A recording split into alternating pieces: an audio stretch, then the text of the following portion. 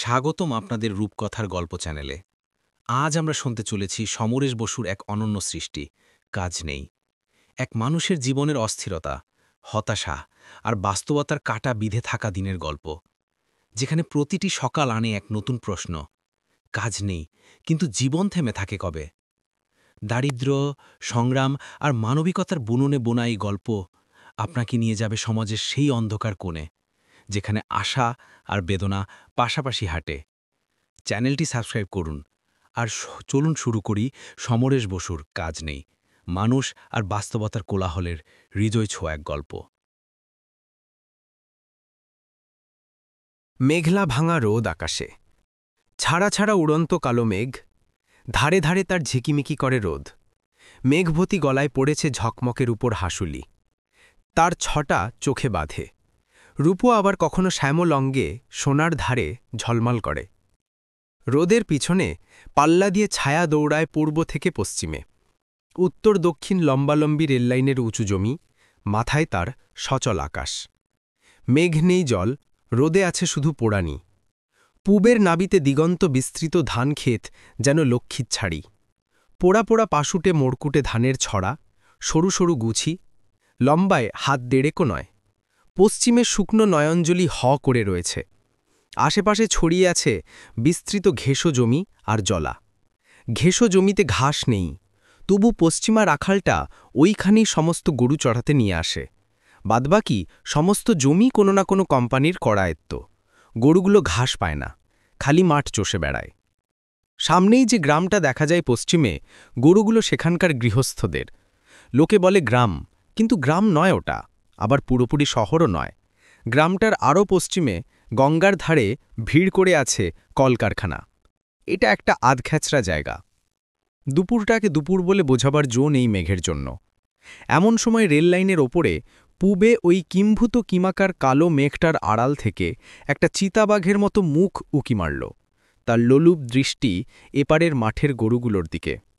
একটু একটু করে সন্তার্পণে সেই মুখ পুরোটা বেরিয়ে এলো যেন মেঘের আড়াল ছেড়ে। বসন্তের কতগুলো বড় বড় ক্ষতের দাগ সেই মুখে।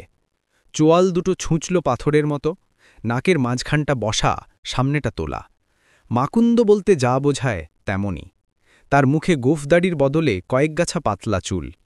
তার ম্যালেরিয়াগ্রস্ত হলদে চোখ বড় বড় হয়ে উঠেছে। মনে হচ্ছে চিতাবাঘটা বুঝি এখনই ঝাঁপিয়ে পড়বে এপারের গরুগুলোর ওপর। কিন্তু মানুষটা, অর্থাৎ ওই আধখ্যাচরা জায়গার দুলে পাড়ার ফটিক চাঁদ, নিঃশব্দে হেসে উঠল, দাঁড় বের করে বসল পশ্চিমা রাখালটাকে মুখে কাপড় চাপা দিয়ে ঘুমোতে দেখে।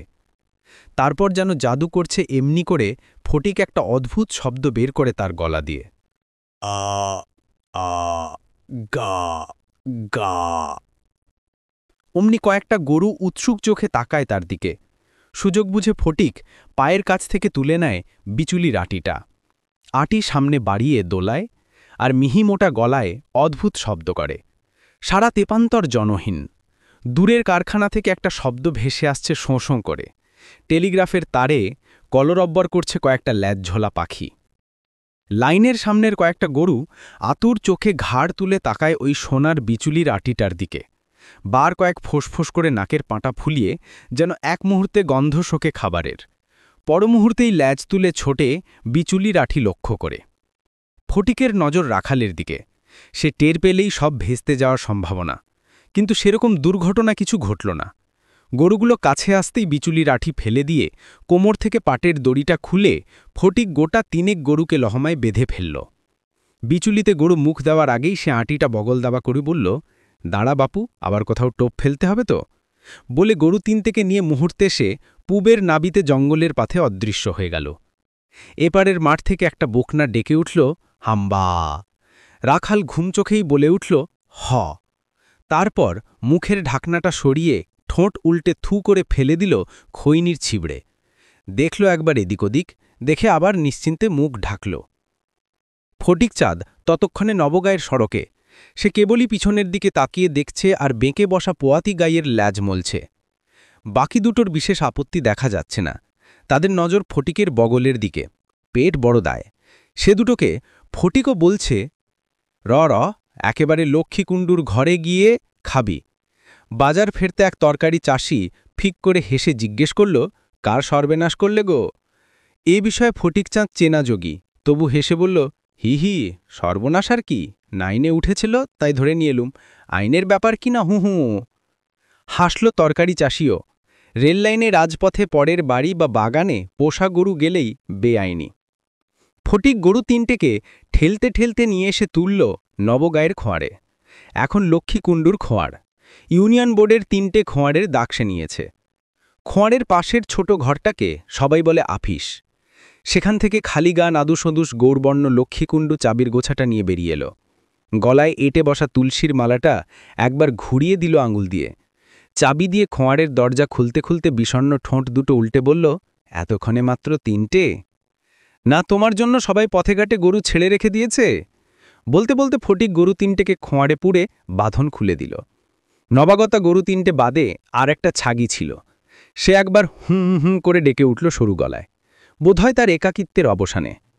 ফটিকের গরম কথাতেই লক্ষ্মীর কুণ্ডোর গাল ভরে ওঠে হাসিতে। তালা বন্ধ করতে করতে বলে, তোর মতো কাজের লোকের যে কেন কাজ জোটে না, আমি তাই ভাবে। তাহলে তোমার এই কাজ কে করত সেটাও ভাবো। প্রায় কুকুর মতোই হাসতে গিয়ে বিকৃত মুখে বলে, এখন পশা 6 আনা ছাড়ো দিকি চট করে। গরু পিছু তার 2 আনা পাওনা। কুণ্ডু পাবে গরুর মালিকের কাছ থেকে 12 আনা। আবার একদিন ছেড়ে 2 দিন হলেই কুণ্ডুর পাওনা ডবল হয়ে যাবে। আইনত অবশ্য একটা খরচ আছে কুণ্ডুর, ওই পশুগুলোকে খাওয়ানো। সেদিক থেকে বরং ফটিক কুণ্ডুর সঙ্গে হাতাহাতি করে হলেও খোঁয়াজের প্রাণীগুলোকে কিছু দেয়। বলে, কুণ্ডুবাবু, পুণ্যি করে করে তো স্বপ্নের সিঁড়ি সব ভেঙে ফেলে দিলে, নরকের দরজা একটুখানি থুতু ফেলে যাও। কুণ্ডু চিপটেন বোঝে, কিন্তু সেটা বুঝতে দেয় না। তা যা বলেছিস, রাধাকৃষ্ণ বল। এখন ফটিকের কাছ থেকে পয়সার দাবি আসতেই কুণ্ডুর গাল ভরে ওঠে, হাসিটুকু মিলিয়ে যায়। ফোঁস করে একটা নিঃশ্বাস ফেলে বলে, এ ব্যবসা আমাকে ছেলে দিতে হবে, আর পোষাচ্ছে না। আমারও না, ফটিক বলে আরও গম্ভীর হয়ে, 2 আনা রেটে আর চলে না। অমনি কুণ্ডু খ্যাক করে হেসে ওঠে, বোধহয় অস্বস্তিতে, বলে, কি যে বলিস, তা পয়সা এখনই নিয়ে যাবি, আর একটা চক্কর দিবি নে? টাইম নেই। কুণ্ডু আরেকটিও কথা না বলে গদিতে গিয়ে খতেন খুলে বসে, পিটপিটে চোখে হিসেব দেখতে দেখতে বলে, সুদে সুদে কিন্তু তোর দেনাটা অনেক জমে যাচ্ছে ফটকে। তা সে কথা এখন কেন? ফটিকের চোয়াল উচনো মুখ কঠিন হয়ে ওঠে। বলে রাখলুম। বলে কুণ্ডু 6 আনা পয়সা বাক্স থেকে বের করে ছুঁড়ে দিল ফটিকের দিকে। পয়সাগুলোকে কুড়িয়ে নিয়ে ফটিক প্রায় একদমে বলে ফেলল, পশুকের 3 আনা। তার আগে 5টা গরু, 2টো মোচ, 4টে ছাগল, জগায় রেড়ে 2টো, এগুলোর দরুন পাওনা রয়েছে আমার। তাছাড়া কুণ্ডু হাঁটু চাপড়ে হেসে উঠল, তুই তো লেখাপড়া জানলে দিগ্গজ হতি রে বেটা। সে কথার জবাব না দিয়ে ফটিক বলল, তাছাড়া খুচরো আছে 12 আনা। কুণ্ডু চোখে মনি কোণে তুলে গাল ফুলিয়ে বলল, বাহ, সেদিনে যে তাড়িয়ালাকে দিলুম 7 আনা, কদিন গাঁজা নিলি কপুরিয়া। ফটিক একেবারে জল হয়ে চোখ বুজে হেসে উঠল, তাই বলো, মাইরি, ও শালার নেশাই আমাকে শেষ করেছে। পর মুহূর্তেই চোখ ছোট করে হাসি টিপে আবার বলল, তবু যে 3 আনা বাকি থাকে মশায়। শুনে কুণ্ডু খ্যাক করে এমন হেসে উঠল যে মনে হলো তার গলার শিরা ফুলে না আবার তুলসী মালা ছড়কুটে যায়। কৃষ্ণ কৃষ্ণ বল, বলিহারি তোর হিসেব, তোকে ঠকাবে যে সে এখনো জন্মায়নি। বোধ সেটা বলতেই মনের মধ্যে কিসের ছটফটানিতে সে চঞ্চল হয়ে উঠল। ব্যাকুলতা ফুটল তার হলদে চোখে, উঁচনো চোয়ালের কোলে দেখা দিল বিচিত্র ব্যথার হাসি। বলল, 3 আনা পয়সা দাও বাবু, আর দেরি করতে পারিনি। ঘরে আমার মেয়ে মরছে ঘিদে। তা দিচ্ছি, কিন্তু আর একটা চক্কর দিস ফটকে, নইলে মারা পড়ব। বলে কুণ্ডু 4টে আনি নিয়ে একটা করে ফটিকের হাতে 3টে দিয়ে পরে বলল, আর 1 আনা দিলুম তোর মেয়ের জলপানি। মুহূর্তে কি যেন ঘটে গেল। কুণ্ডুর চোখে ভয়, মুখে হাসির একটা অদ্ভুত ভাব, আর ফটিকের হলদে চোখ জ্বলে উঠল ধকধক করে। সে ভাবও এক মুহূর্ত। আনিটা কুণ্ডুর কোলের ওপর ছুঁড়ে দিয়ে ফটিক বলল, আমার মেয়ে তোমার সোনাও পায়ে মারবে না, অমন পশা আবার কোনোদিন দাও যে। বাকিটা কুণ্ডু বুঝে নিল ফটিকের সর্বনাশে মুখটার দিকে তাকিয়ে। তবু হাঁপ ছেড়ে কুণ্ডু হাসল, আর আনিটা রেখে দিল একটা কৌটোতে। এমনি ফিরিয়ে দেওয়া সব পয়সাই কুণ্ডু ওই কৌটোতে রাখে। উৎসর্গীকৃত বস্তু তো আর বাক্সে রাখা যায় না। শুধু মনের মধ্যে একটা গোপন হাসির ধার চকচকে ওঠে তার। ফটিক ততক্ষণে কুণ্ডুর বিচুলির গাদা থেকে 3টে আঁটি নিয়ে ছুঁড়ে ফেলে দিল খোঁয়ারের মধ্যে। কুণ্ডু হা হা করে ছুটে এলো, কে কার কথা শোনে। ফটিক ততক্ষণে আবার কর ঝাঁপালো, কাঁঠাল গাছে উঠে মট করে ভেঙে ফেলল একটা পাতা ভরা বড়সড় ডাল, তারপর ছুঁড়ে দিল ছাগিটার দিকে। কুণ্ডু তো ক্ষেপে মরে, খেঁকিয়ে উঠল, শালা দিচ্ছিস, এর দাম কে দেবে?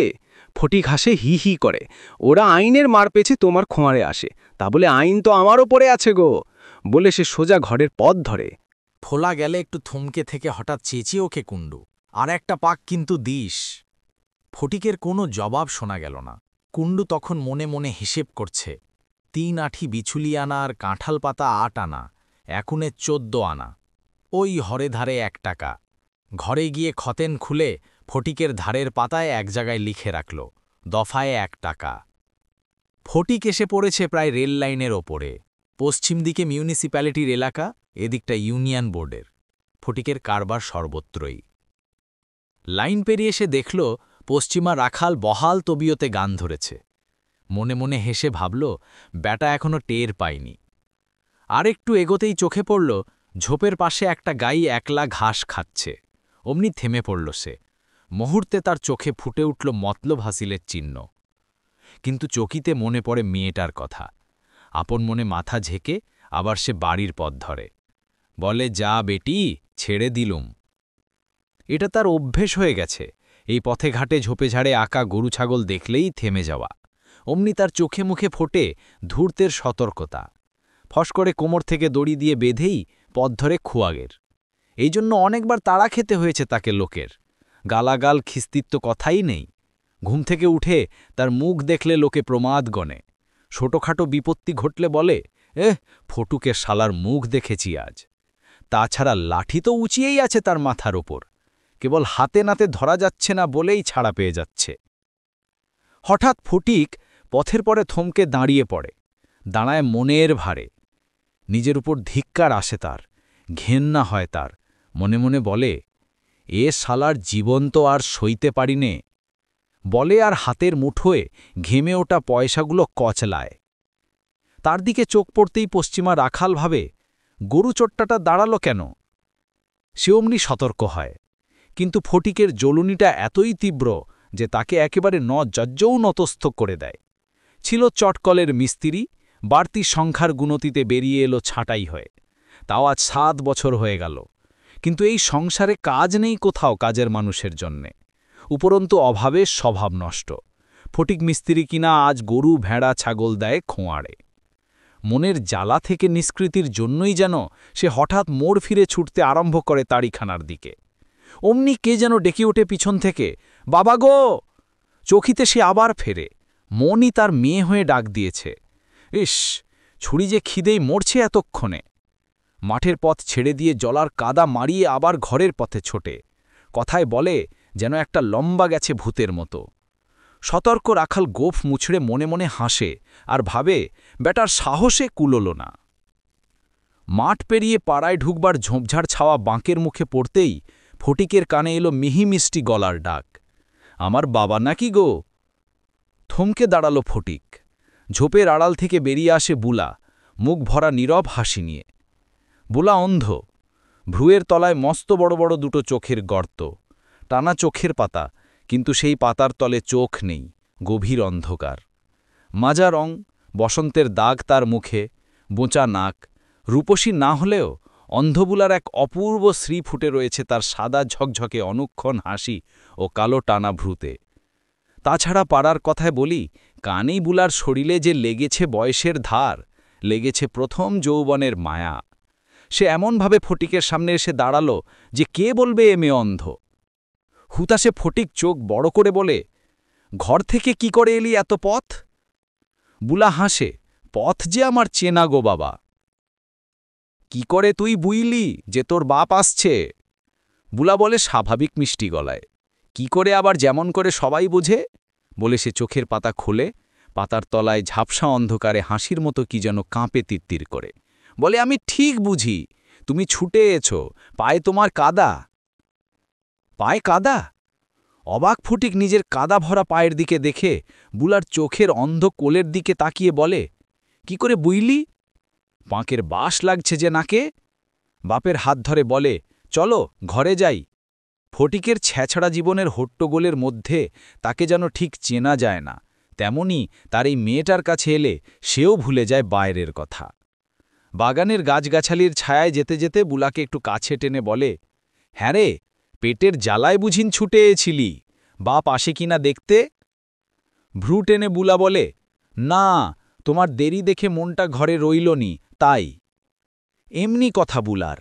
নিজের খিদে বলো, শখ বলো, বলো দুঃখ জ্বালার কথা, তার হ্যাঁ নেই, কেবলই না। কিন্তু ফটিক বুঝি কিছু বোঝে না, তার বুকটা মুচড়ে ওঠে, স্বর বন্ধ হয়ে আসে গলার। এমনি করে মেয়েটা সব লুকোয়, যেন সব দেখতে পেয়েও ওর চোখ দুটো অন্ধ করে রাখার মতো। বুঝি ফটিকেরই দায়িত্ব নিয়েছে এক আনা মেয়ে।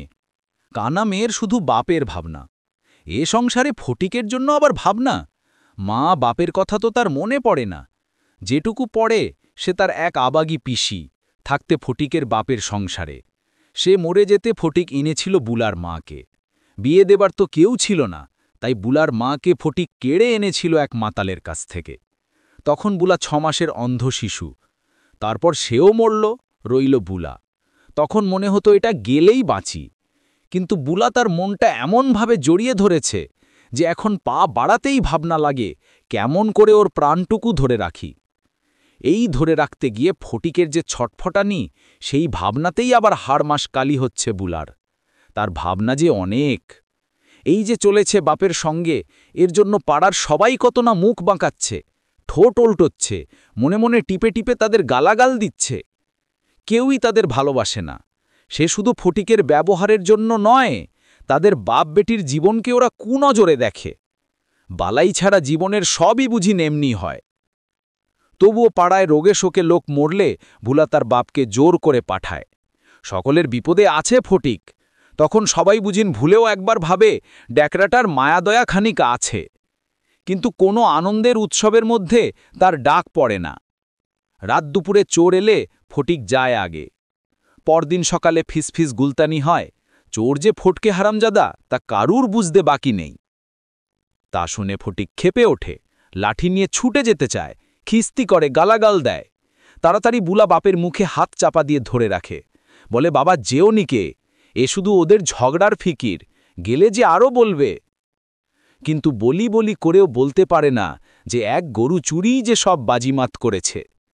এই বাজিমাতের মধ্যে আরেক নিদারুণ জ্বালা আছে বুলার মনে, কুণ্ডুবাবুর জন্য। শুধু জ্বালা নয়, অন্ধ মেয়ের সে এক দারুণ বেদনা ভরার লজ্জার উপমান, যে অপমান রাখবার ঠাঁই নেই। বুকটার মধ্যে শুধু এক অসহায় অভিশাপের ঝড় বয়ে যায়।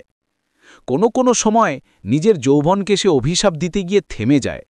অদেখার আড়ারে যে এসেছে তার শরীরে শিরায় শিরায় রক্তের ঢেউ তুলে, সে যেন তার দুটি চোখের মতোই এসেছে তীব্র অনুভূতি নিয়ে। সে যেন না দেখাকে দেখার মতো, না ছোঁয়াকে ছোঁয়ার মতো। তবুও কি নেই একটুখানি কাঁটায় খোঁজখোঁচানি? আছে। সে কাঁটা তো বিশ্ব সংসার ছেয়ে আছে মনে মনি, বুকে বুকে। সে কাঁটা এই জীবনের বেড়াজাল, যে বেড়াজাল সরাবার জন্য সে তার বাপ ফটিক এই দুলেপাড়ার সবাই দিনের পর দিন ধরে ভাবে, কাজ করে, বিবাদ করে, এক ফোঁটা আনন্দ পেলে ধরে রাখতে চায় চিরদিনের জন্য। কুণ্ডুকে সে ভয় পায় না, ঘেন্না করে। সে কানা হোক, হোক বোবা, তবু মন বলল, শরীর বলল, সবই তার নিজের। সেখানে বেঁকে যাবে না কুণ্ডুর শয়তানি। বুলাকে দাওয়ায় বসিয়ে ফটিক বলে, একটুস বস, বাসুর দোকান থেকে দুটো চাল নিয়ে আসি, বলে ফটিক বেরিয়ে যায়। বুলা ছাড়া ফটিকের সম্বলেই ভিটেটুকু, বেঁকে পড়া একখানি ঘর, তার গা মাথায় নারকেল খেজুর পাতার অনেক গোজামিল দেওয়া, দাওয়ার এক কোণে উনুন। এ ভিটেও যে কবেই কুণ্ডুর খতেনের অঙ্কে ডুবে গেছে তা ফটিক জানে, তবুও মুখে কিছু বলে না। বুলা বসে বসে হাসে আর আপন মনে গুনগুন করে, ওই তার স্বভাব। বেলা যায় মেঘে মেঘে। হিঞ্চে কলমির শাকটুকু নিয়ে ভাত বেড়ে বসে বাপবেটি একই পাতে। খেতে বসে একজন ভাবে ঘুড়িটার দিকে দুটো বেশি ঠেলে দিই, আরেকজন ভাবে তার জোয়ান বাপের এই কটা ভাত তো একলারই লাগে, সে আর কি খাবে। রোজই তারা এমনি ভাবে আর খায়, কেউই কাউকে ফাঁকি দিতে পারে না। খাওয়ার পরে ফটিক কোনো দিন বেরোয়, বেলার দিকে তাকিয়ে আজ আর বেরোল না, দাওয়ায় শুয়ে ঘুমিয়ে পড়ল। বুলা বাপের গায়ে মাথায় হাত বুলিয়ে দেয়, আপন মনে বলে, পালের গরু ফিরছে। তারপর হঠাৎ গলা চড়িয়ে বলে, ঘরের পেছন দিয়ে কে যায় গো, নটন পিসি নাকি? জবাব আসে, হ্যালো টানি কানি। বড় অদ্ভুতভাবে হাসে বুলা। মনে পড়ে একদিন এক ভিক্ষিকী এসে ভিক্ষে চাইতে বুলা তাড়াতাড়ি এক মুঠো চাল দিতে গিয়েছিল। ভিক্ষিকটাও ছিল অন্ধ। সে যখন টের পাল বুলা অন্ধ, তখন সে হাত গুটিয়ে নিয়ে ফিরে যেতে যেতে বলেছিল, ধুর, কানির হাতে ভিক্ষে নবনি। সেটা পাড়ায় আজও একটি হাসির গল্প হয়ে আছে। বুলা লজ্জায় অপমানে কেঁদে উঠতে যাচ্ছিল, কিন্তু কোত্থেকে একটা গরু এসে তার প্রসারিত হাত থেকে চালগুলো খেয়ে নিয়ে তখন চোখে জল থাকলেও ওমা ওমা করে হেসে সারা হয়েছিল বুলা। হঠাৎ একটা চিৎকারে বুলার ভাবনা ভেঙে গেল, তন্দ্রা ভেঙে গেল ফটিকের। কি ব্যাপার? কান পাতল ওরা। চিৎকার করছে চরণ মিস্ত্রির প্রৌঢ়া স্ত্রী। যে আমার পোঁয়াতি গাই পণ্ডে দিয়েছে, সে আটকুড়োর শরীর গলে গলে পড়বে, আর জন্মে সে গরু হবে। শুধু ফটিক নয়, মুহূর্তে বুলাও বুঝতে পারল এই গালাগাল কাদের উদ্দেশ্যে। চারুণীর বউয়ের গালাগালে আরও স্পষ্ট হয়ে ওঠে তার শত্রুর চেহারা। আটকুড়ো মেমে গো, কানি ঘুড়ি নিয়ে সোহাগ করে, ওর কানি যেন ফুয়াতি হয়ে পেট খসে মরে পড়ে। ওকে পোড়াতে কাঠের দাম না জোটে, ও যেন মুখ দিয়ে রক্ত উঠে মরে। ভগবান যেন ওর দুচোখ কানা করে, কানি রা নিয়ে যেন ওকে ভিক্ষে। ফটিক হঠাৎ পহুঁসে লাফিয়ে ওঠে, হারামজাদকে! বাবা! কান্না ভাঙা গলায় চিৎকার করে ওঠে বুলা, বাবা গো! ফিরে দেখে ফটিক বুলার অন্ধ চোখের গর্ত থেকে জলের ধারা গড়িয়ে করছে। ছি, বাবা, তুমি যেওনি কো, ওরা আমায় গালাগাল দিক, তোকে কেন দিক, আমি যে তোমার মেয়ে। বলে সে ফটিকের পায়ের কাছে এসে মাটিতে মুখ রেখে ফুপিয়ে উঠল, উপসে মরব, তবু এমন কাজ তুমি আর করো না বাবা। ওদের সাপে তুমি যদি অন্ধ হও, তাহলে আমায় কি দেখবে? একটা অসহ্য যন্ত্রণায় ফটিকের মুখটা বিকৃত হয়ে উঠল, ফুলে উঠল গলার শিরাগুলো। বসে পড়ে বুলার মাথায় হাত রাখল সে, বলল ফিসফিস করে, আমি কি করব বল? একটা কাজের জন্য কার কাছে না গেছি, রোজ হাজিরা দিচ্ছি কলে কারখানায়, ঘুষ চায় ১০০ টাকা, একটা ঘরামির কাজও পাইনে। কাজ নেই এ সংসারে, তবে কেমন করে বাঁচি বল? জবাব নেই বুলার। সত্যি কেমন করে বাঁচা যায় এ সংসারে? ফটিকরা কেমন করে বাঁচবে এ সংসারে, সে কথা বলে দেওয়ার কি কেউ নেই? লোকে পরামর্শ দিয়েছে বুলাকে নিয়ে ভিক্ষে করে খেতে। তার চেয়ে ফটিক ঠ্যাঙাড়ে বৃত্তি করে খাবে, তবু ভিক্ষে করতে পারবে না। ইতিমধ্যে চারণের বউয়ের সঙ্গে সারা দুলেপাড়া গলা মিলিয়েছে। সে এক অদ্ভুত হট্টগোল। বেলা যায়, সন্ধ্যা নামে, অন্ধকার ঘনিয়ে আসে ফটিকের ঘরে। কিন্তু ওরা বাপবেটিতে বুঝি বাঁচার ভাবনাতেই অন্ধকারে বসে থাকে মুখ গুজে। অস্থির চিন্তায় আড়ষ্ট, জীবন মরণের সংশয়ে যেন ভীত বিহুল দুটো পাতাল গর্তের অভিশপ্ত জীব। হঠাৎ ফটিক বলে ওঠে, না খেয়ে মরলে তো কোনো শালা দুটো কথা বলতেও আসে না, তবে কিসের খাতির ওদের? অন্ধকারের দিকে মুখ তুলল বুলা, বুঝি জল লেগেই তার চোখের গর্ত দুটো চকচক করে। বলে, বাবা, কে কাকে দেখবে? অভাব যে বড় শত্রুর। ওদের যেটুকু আছে সেটুকু পুতু পুতু ভেসে করে ধরে রাখতে পারে না। আমাদের মতো ওরাও কোনো রকমে বেঁচে থাকতে চাইছে। গর্তে ঢোকা হলদে চোখ দুটোতে ফটিকের ব্যথিত স্নেহ ঝরে পড়ে। বলে, চোখ দুটো নেই তবু এত কি করে বুঝিস তুই বলি? চোখ দুটো আমার নেই বলেই। বলে সে হাসে তেমনি করে, যেন কত দূর থেকে তার গলা ভেসে আসে। বাবা, আমার চোখ দুটো নেই, তাই মনটা সর্বক্ষণ যেন হাঁ করে থাকে দেখবার জন্যে। সব বোঝা আমার ওই বিনে। ভাবি, যাদের চোখ মন দুইই আছে, তাদের বুঝি কোনোটাই পুরো নয়, আমার যে একটাই সব। বলতে বলতে তার চক্ষুহীন গর্ত থেকে আবার জল পড়ে। তবু ভাবি, চোখ দুটো থাকলে চটকল বা চালকলে কোনো কাজকর্ম করতে পারতুম। ফটিক বোঝে এ হলো বুলার বাপের গঞ্জনা, অপমানের ব্যথা। সে চোয়াল উঁচু করে উঁচলে মুখে ঢোক গিলতে থাকে আর মনে মনে বলে, তোকে যন্ত্রণা দিতে আর যাব না গরু ধরতে, যাব না। হঠাৎ পরিষ্কার গলায় বলে বুলা, বাবা, চাঁদ উঠেছে বুঝিন? ফটিক চমকে ওঠে দেখে, তাই তো, কখন তার দামা পেরিয়ে জ্যোৎস্না এসে পড়েছে অন্ধকার কাঁচা মেঝে। আলো ভরা উঠোনে যেন কালো রঙে লেগে আছে পিপুলের ছায়া। মনে হয় যেন দুচোখ মেলে নির্বাক জ্যোৎস্না ঘরে এসে তাদের বাপবেটির কথা শুনছে। ফটিক বলে, কি করে বইলি? বুলা বলে, দেখো না, সারা দিনের পর হাওয়া দিচ্ছে, কাক ডাকছে, নক্ষী প্যাঁচা ডাকছে। তাছাড়া কাল যে একাদশী গেছে। চলো বাবা, বাইরে যাই। চল। বুলাকে নিয়ে ফটিক বাইরে এসে বসে।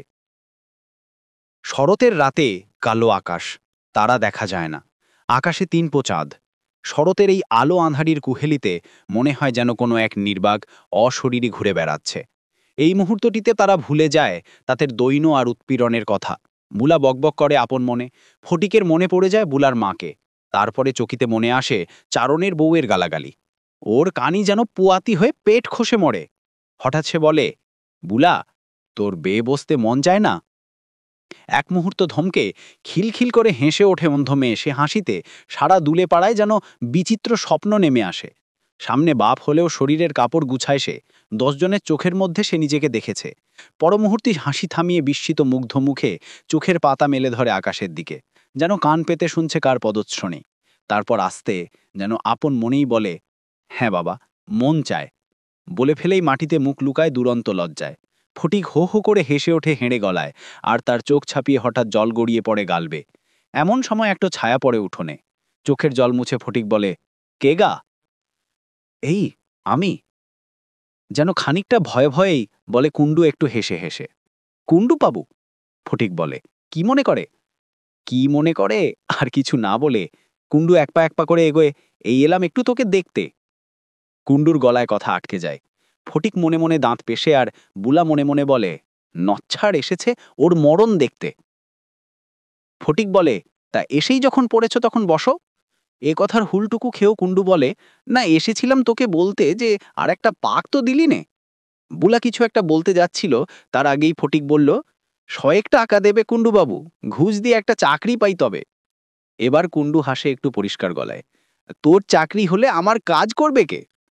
বুলা এবার তীক্ষ্ণ গলায় বলে ওঠে, তোমার এমন কাজের মুখে ছাই। কাজ না ছ্যাঁচড়ামো, বেলা ধর্মের খোঁয়ার খুলেছ? কুণ্ডুর রং যেন আরো একটু চড়ে। বলে, পয়সার কাছে আবার ছ্যাঁচড়ামো কি? মা লক্ষ্মী যেমন দেবে। এই দেখ না, ফটকেকে তোর জন্য কতদিন জলপানির পয়সা দিই, আনে না। আনলে তো একটা বেলা। কথার মাঝেই ধীর গলায় ফটিক বলে, ওগোট, রামদাটা কোথায় রে বুলা? অন্ধকারে মুখ লুকিয়ে হেসে জবাব দেয় বুলা, ঘরে আছে, নিয়ে আসবো। হাসলে অদ্ভুত তীক্ষ্ণতা ফোটে বুলার গলায়। কুণ্ডু তাড়াতাড়ি বলে, আচ্ছা তাহলে আসি ফটিক চাঁদ, কালকে যা। বলেই সে চকিতে পিপুলের ঘন অন্ধকারে মিশে যায়। অমনি তারা বাপবেটিতে একসঙ্গে গলা ছেড়ে হেসে ওঠে। তাদের ছন্নছাড়া জীবনের এ দরাজ হাসি শুনে সারা দুলেপাড়া যেন চমকে ওঠে। যেমন হঠাৎ হাসি, তেমন হঠাৎই তা থেমে যায়। এ হাসি যে তাদের অভিশপ্ত জীবনের অন্ধকারকে উড়িয়ে নিতে পারবে না। না, পারে না। অন্ধকার যেন আরো জমাট বেঁধে আসে।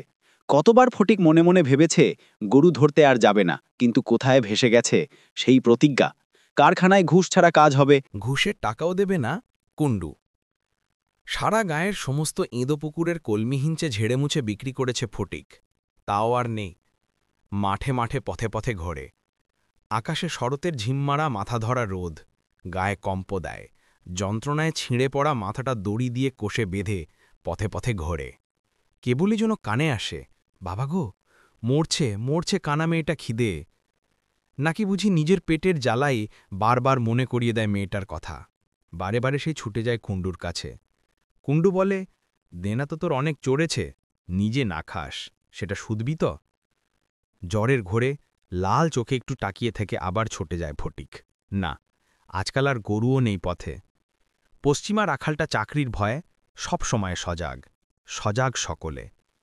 শুধু ধর্মের ষাঁড় ঘোরে পথে পথে। একটা জাদুসিংহেও যদি থাকত, যেন ফুঁকলেই সব গরু ভেড়া ছুটে আসত তার কাছে। কিন্তু মেয়েটা কি খাবে? ভাবে আর নিজের পেটে হাত দিয়ে বসে থাকে। কুণ্ডু বলে, দেনা তো তোর অনেক চড়েছে, নিজে না খাস, সেটা শুধবি তো? তারপর চোখ ঘুলিয়ে বলে, আর লোকের গোয়ালেও কি গরু নেই? অর্থাৎ গোয়াল থেকে চুরি করতে বলছে। মেয়েটা উদ্বেগে মাঠের ধারে শুকনো মুখে বসে থাকে। কখন শুনবে মাঠের মাঝে সেই পায়ের শব্দ? মনে মনে বলে, বাবা গো, আমি খাবনি, তুমি ফিরে এসো। তবু হুহু করে কেঁদে ওঠে পেটের ব্যথায়। যদিও ফটিক ঘরে আসে, বেশিক্ষণ থাকতে পারে না। দিকে দিকে বাজে শারদোৎসবের বাজনা। পুজো এসে পড়েছে, চারিদিকে কেনাকাটার রব। বিকালবেলা ফটিক নবগাঁ পেরিয়ে শ্যামপুরের পথে পড়ে। একটা গরু হাঁ হাঁ করে ছুটে আসে তার সামনে, ফস করে। দিক ভুলেছে গরুটা। থমকে দাঁড়ায় ফটিক, দেখে এদিক ওদিক। তারপরে হঠাৎ কি মনে করে কোষে এক ঘা লাগায় গরুটার পিঠে, বলে, পালা পালা হারামজাদি, নইলে মরবি গিয়ে কুণ্ড খোয়ারে। বলে সে নিজেই পালায়। পালায় যেন সেধে আসা পয়সা ফেলে। তারপর হঠাৎ থমকে দাঁড়ায় একটা চালার কাছে। চালাটা গায়ের প্রান্তে। খেজুর গুড় জাল দেওয়ার উনুন ঘর আর একটা খুঁটির সঙ্গে বাঁধা রয়েছে একপাল গরু। অদূরেই উঁচু পাড় ঘেরা একটা নতুন কাটানো ডোবায় জলের ছপছপ শব্দ শোনা গেল। ফটিক উকি মেরে দেখল একটা মনীষ চান করছে, বোধহয় ফেরার পথে। চকিতে সে একবার এদিক ওদিক দেখে অসীম সাহসে ভর করে খুঁটি থেকে খুলে ফেলে গরু কটাকে। গাই বাছুর মিলিয়ে 7টাকে এক দড়িতে বেঁধে লহমা এসে নেমে পড়ে পথে। একটা গাছ থেকে ছোপটি ভেঙে সপাং সপাং করে মারতে মারতে ধুলোর ঝনার উড়িয়ে সে খোঁয়াড়ের পথ ধরে। কুণ্ডুর খোঁয়াড়ে যখন এলো তখন ঘামে ধুলোয় তাকে আর চেনা যায় না, কিন্তু ফটিক জানে এ ঘাম মরে গেলেই কম্প দিয়ে জ্বর এসে পড়বে। তার আগেই সে পয়সা নিয়ে চলে যাবে। 3 দিন ধরে যে নির্জলা উপোস চলেছে।